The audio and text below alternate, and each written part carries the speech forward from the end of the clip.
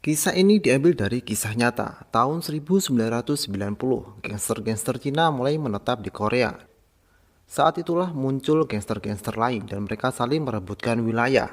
Sampai akhirnya di tahun 2004, polisi yang geram melakukan operasi pembasmian gangster-gangster itu dan menangkap semuanya. Jika kalian penasaran bagaimana cerita penangkapan itu, bisa simak ceritanya.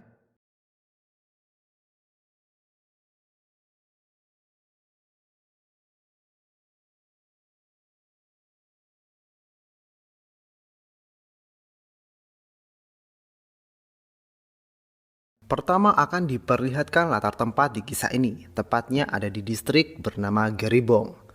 Diketahui distrik ini terdapat dua gangster Cina yang selalu bertikai, yaitu gangster Venom dan gangster Hose. Suatu hari terjadi pertikaian antara salah satu anggota Venom dan anggota Hose. Kemudian datanglah seorang pria berbadan besar langsung menghentikan mereka. Dan benar saja mereka langsung berhenti, tak berani melawan. Diketahui dia bernama Sudo, seorang polisi yang disegani oleh dua gangster tersebut dan dihormati oleh polisi lain. Kemudian Sudo dan anggotanya bernama Park, Dong, dan Hong dan polisi-polisi lain menuju sebuah TKP. Diketahui Sudo dan anggotanya adalah bagian dari unit kejahatan berat. Di sana salah satu anggota Venom tertusuk dan sekarat. Anggota Venom yang lain yang mengetahui salah satu anggotanya terluka mau menyerbu geng Hose. Diketahui Venom diketuai oleh orang bernama Sung Tai dan tangan kanannya bernama Kim. Saat mereka mau menyerang, Sudo dan anggotanya datang untuk menghentikan. Anak buah Sung Tai yang tak tahu siapa Sudo meremehkannya, sehingga Sudo memberi sedikit pelajaran. Gampar langsung tepar. Saat ketegangan itu, Sung Tai menenangkan anak buahnya dan berbicara ke Sudo.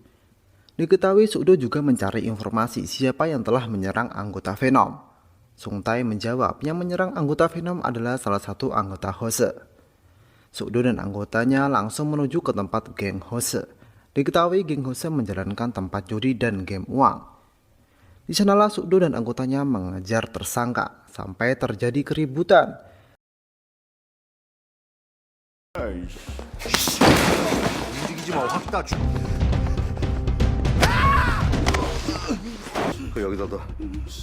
Sampai akhirnya tersangka itu dapat ditangkap oleh Sudo. Setelah itu diperlihatkan ada seseorang bernama Kiso disiksa oleh 3 orang. Diketahui dia disiksa karena berhutang kalah perjudian.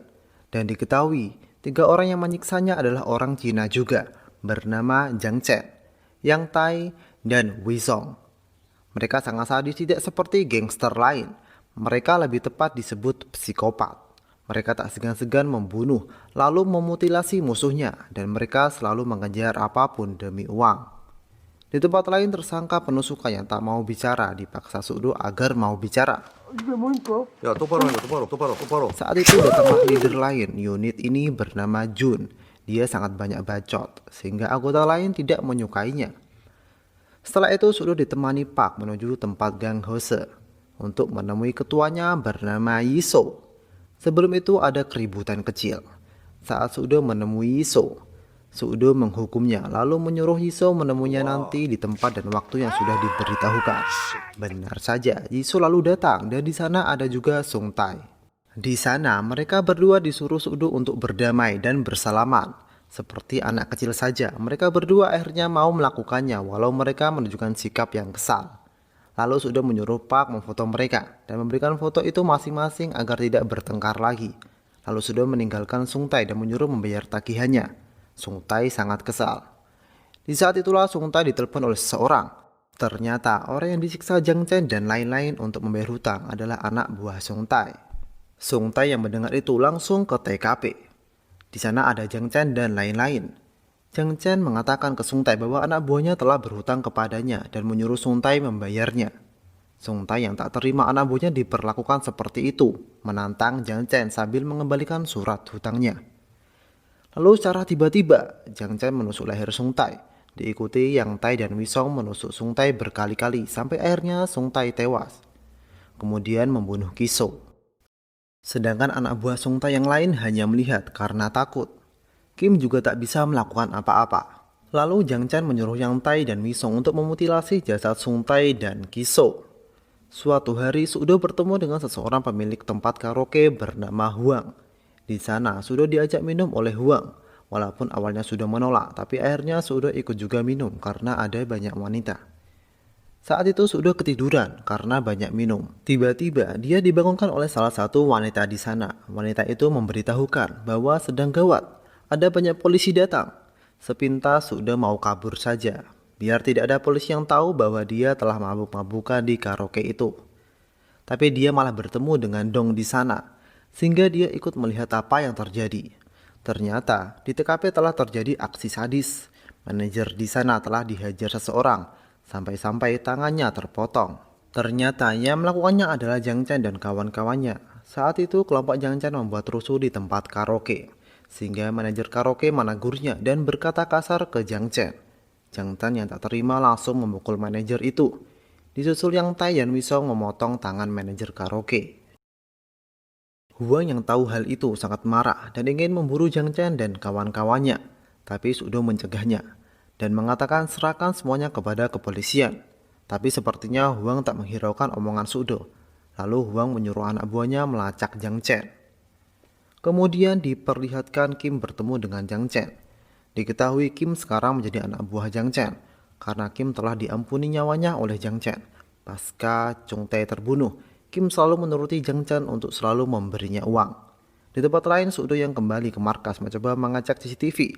Benar saja, Jiang Chen terlihat masuk ke karaoke itu. Lalu Sudo bersiap memburu Jiang Chen. Awalnya Sudo menanyai Yiso tentang Jiang Chen, tapi Yiso sepertinya tak tahu siapa Jiang Chen dan di mana Jiang Chen berada. Kemudian Sudo menemui dua mata-mata penyamaran bernama Han dan Wawan. Mereka memberi informasi bahwa Sung Tai telah tewas dibunuh. Saat bersamaan Sudo mendapat telepon bahwa ditemukan mayat dengan kondisi tubuh dimutilasi. Sudo langsung ke TKP bersama anggotanya.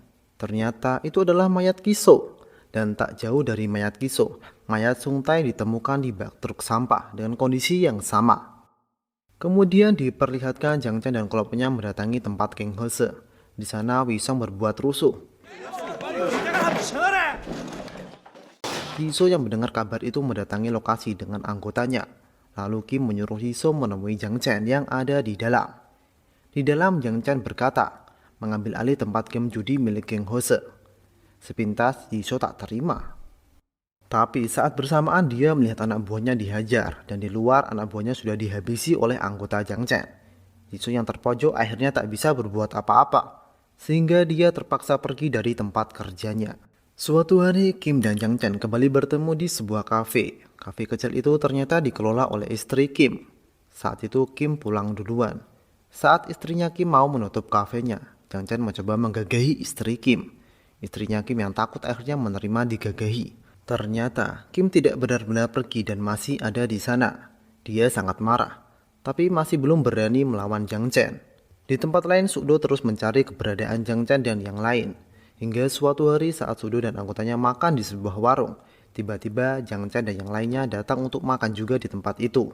Sudo yang melihat kesempatan untuk menangkap mereka, memulai rencana. Saat itu Jiang Chen sepertinya juga menyadari bahwa Sudo adalah polisi, sehingga dia berpura-pura ke toilet. Saat itu Hong dengan sukarela ingin mengawasi Jiang Chen, sedangkan Park menjaga pintu dan Dong mulai mendekati target.